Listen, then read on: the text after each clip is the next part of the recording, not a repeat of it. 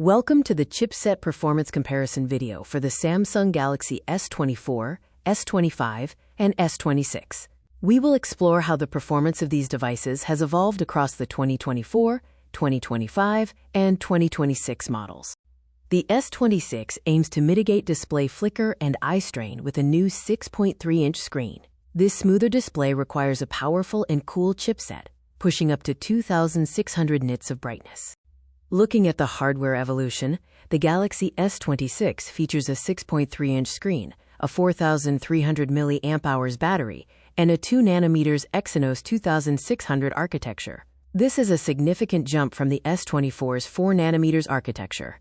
The S26 Exynos chipset demonstrates superior video export speed, completing the task in 2 minutes and 3 seconds. This makes it the clear winner in this test compared to the S25 and S24 models.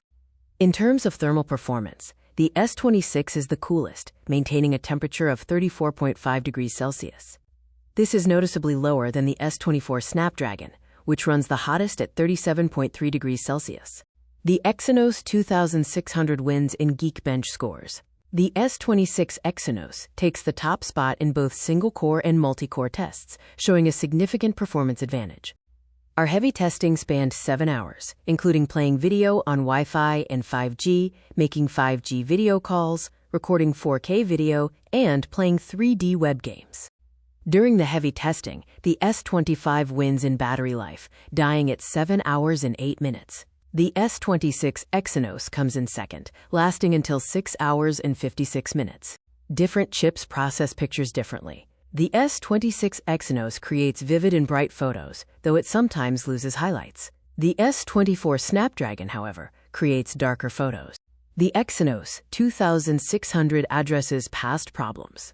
Heating is solved by the 2nm architecture, standby drain is non-existent, and it achieves a strong second place in efficiency.